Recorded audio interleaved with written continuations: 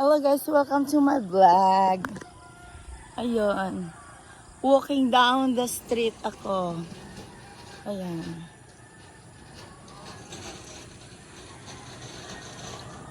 Mas maganda nang maglakad para hindi ka ma-bored. Maaga pa, hindi na ano yung katawan mo.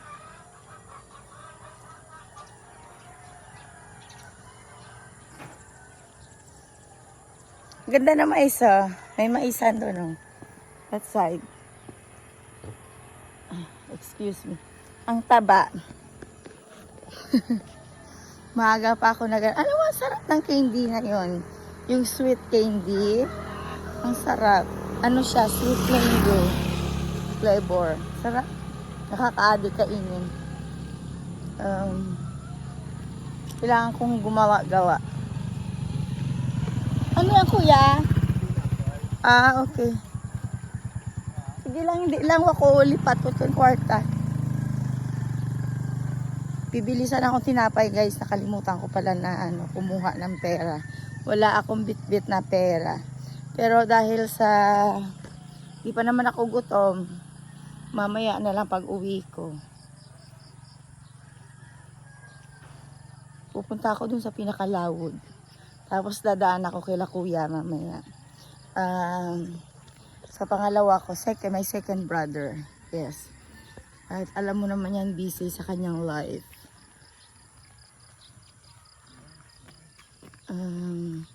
Maganda maglakad sa umaga kasi hindi pa mainit na mainit. Yung parang ng hangin tama lang. Pero kapag na, mga alas 10 ay ramdam mo na guys, it's yun yung Kaya ko kayo sa ito ay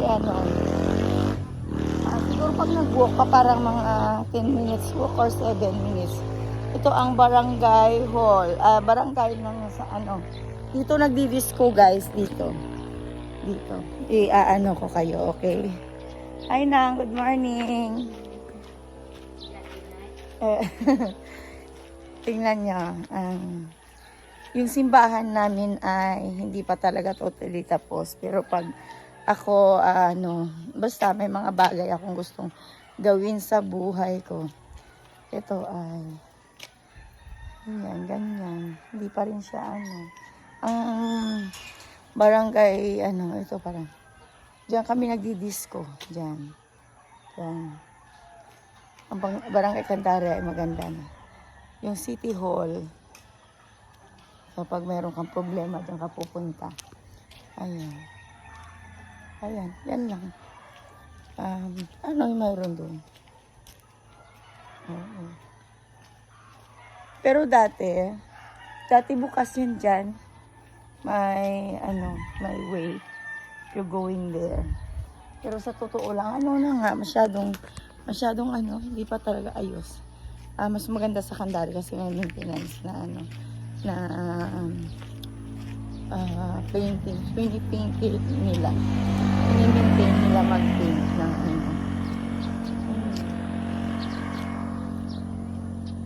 Sana wag umulan, no? Pero napapansin ko parang umaambon-ambon na. Pag umambon, doon muna ako kila kuya. Doon ako magtatambay. At para makikape.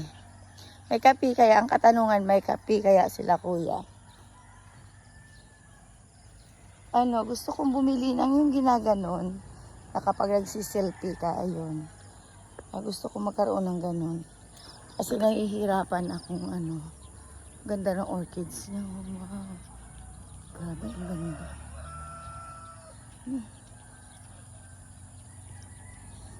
Ako din mangungulikta din ako ng ganyan. Ayan yung mga orchids na the best.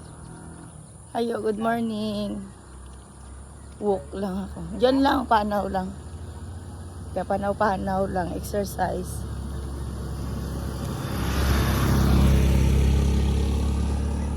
Wala naman akong gagawin guys, kaya yun, kailangan kong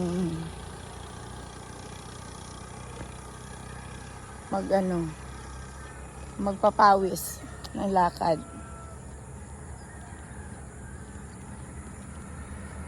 Ayun. Kamusta naman ang buhay-buhay niyo dyan? Sa Grino na wala na ako. Sarap na. Nakawala yung binabantayan nyo.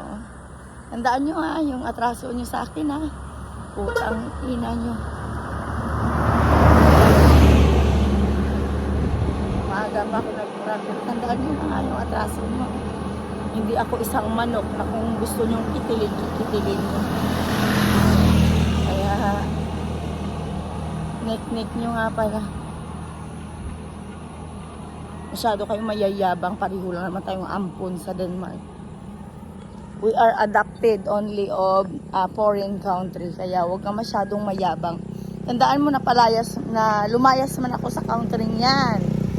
Aasahan nyo, magiging maganda ang buhay ko. Ako YouTuber, kayo taga-kuskus ng dumi. Kaya ito ito.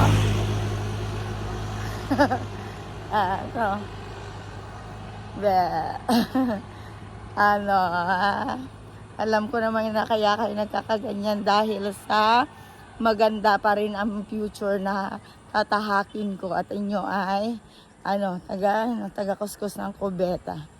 Ayun, good luck na lang sa inyo. Good luck na lang sa atin. Wish me luck to. At if you cannot wish me luck, just close your mouth because every time that you say something bad about me, I try my best to make my life more better than you. At yun guys, ang kabila niyan guys ay rice field. Alam mo dati, nung dito kami nakatira, dito pa yung daanan, I think this way, going that our house, in old house. But honest is, since na wala na kasing daanan guys, there's no way going there. Tingnan mo, nung dyan, papunta doon. Dati kasi may daanan. Ngayon nung inayos ang kalsada, wala nang daanan. At ang may-ari kasi niyan guys, ang nakatira dyan lahat ay pinaalis na talaga. Yung lumipat na yung dahil tinaniman nila ng muhugani.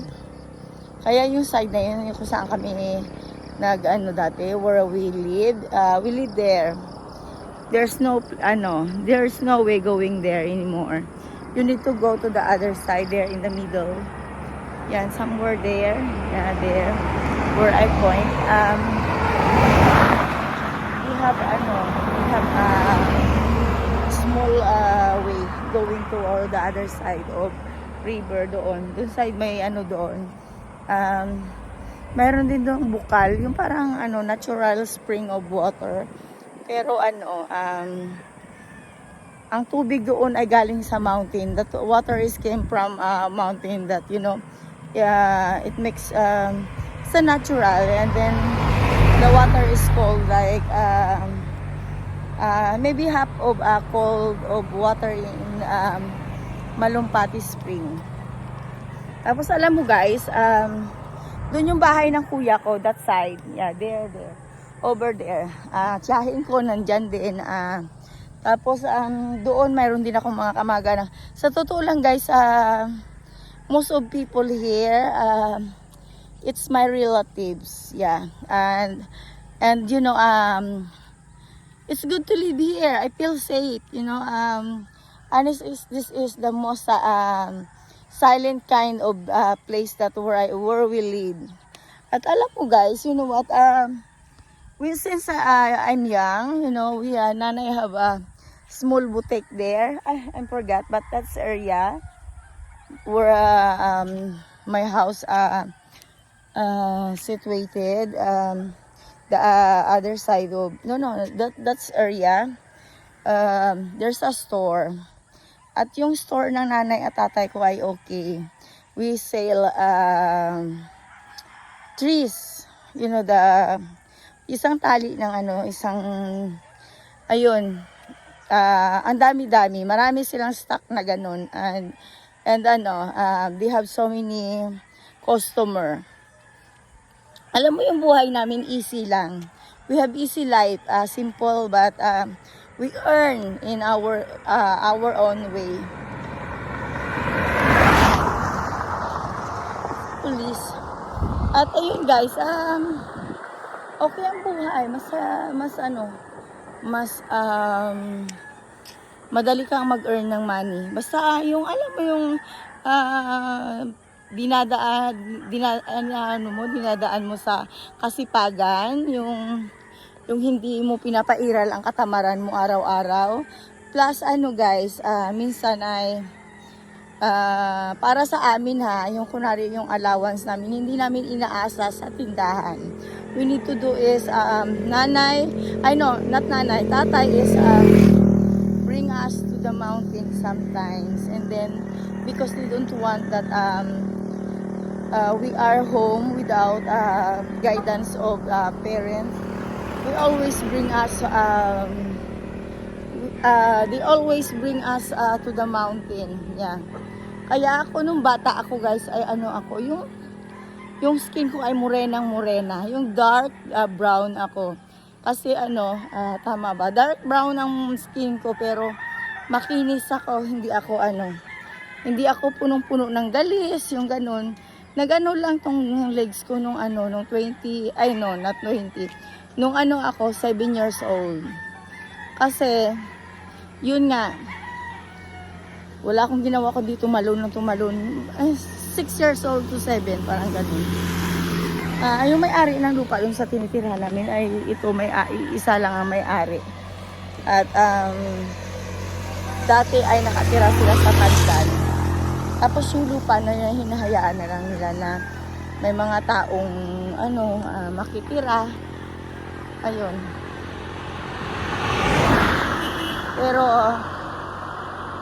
Pero nagdesisyon kami na lumipat kasi mahirap guys yung wala kang sariling nagsikap na makabili ng bahay. Nung nabili ko yung bahay na yun nung nagtatrabaho. Nung nabili ko ang ang lupa, yun doon nagpatayo si nanay ng payag-payag hanggang sa naging malaki na yung bahay. At pinagsikapan ko talaga guys, nagsisikap talaga ako. Hindi ko pinapairal yung katamaran ko. Bata pa lang ako, tinuruan ako ng magulang ko how you value money. Ayun guys, at hanggang ngayon ganun pa rin ako. Sinisikap ko how can I save at ang nanay ko at i-surprise kasi mahilig ako guys mag-surprise. Nagugulat na lang sila, mayroon na akong pasabog. Parang ganon, yung tinatry ko na ibigay kung ano yung pangarap kong ibigay, yung gusto kong ibigay sa pamilya ko. At guys, mayroon silang dragon fruits farm. Alam mo, sa totoo lang yan, yung mga ganyan, yung ganyan nila, parang wala naman siyang bunga. Tapos, aywan ko ba, parang, Diyos ko, mayroon kaming ganyan. Yun ako pinatanggal ko, bakit? Parang siya ba yan? Diyos ko. Diba yung cactus hindi maganda sa garden, sa bahay? Kaya yung pinatanggal ko at parang isturbo masyado sa garden ko na ang gulo-gulo. Tinanggal ko, pinatapon ko sa ilog. Pinagtatapon ko. Ito yung alam mo dati, ayan ilog, bridge to guys. The other side. Nandito ako sa bridge ng Santa Cruz, malapit na ako sa sa end ng Santa Cruz. Excuse me. Nung bata ako, madalas ang tatay ko ay pumupunta ng si Lola. Si Lola, yung matanda, yung matatandang dati. Ay lagi siyang namamasyal. Bit-bit niya ako.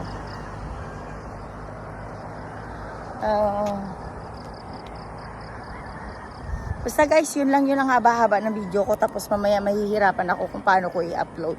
Okay, by the way, bye and good morning. God bless you all. Bye-bye.